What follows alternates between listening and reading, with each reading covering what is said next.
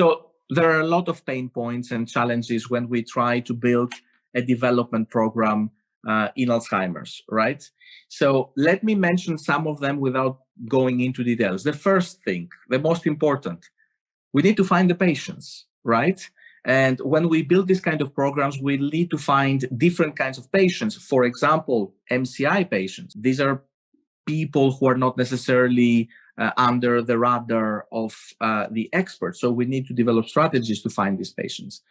The other element is to really build a program with good understanding of the mechanism of action of the specific compound. All programs cannot be the same because the outcomes that we will choose, the biomarkers that we will put in the program, and other elements depend on the mechanism of action of each agent. Another thing that is important in a lot of neurological indications, and especially in Alzheimer's, is raters, right? Credibility, reliability. So how do we train these people? And not only that, how do we make sure that there is a pipeline of trainers in each side so that if there is a problem with one trainer because he's out, we can have, a reliable, well-trained trainer immediately so that we can carry on.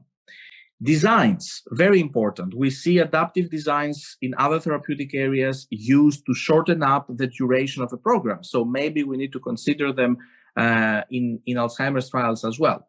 But that's not all, because in the end, a successful phase 2 or 3 is not enough to bring the drug in front of the patient's door.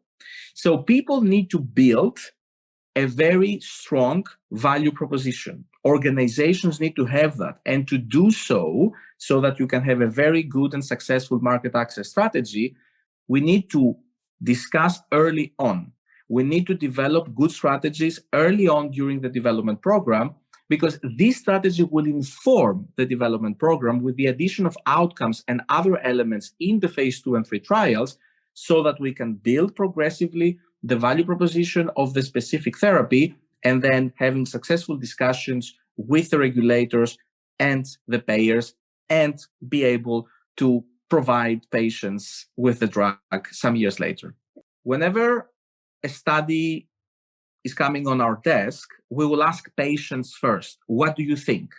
What is about this design that might be problematic for you to be part of this trial? But listening to the patients, asking the patients, taking care of the patients, and close the loop back to the patient once the trial is over. These are just the most important, elements of what it means for us, patients first.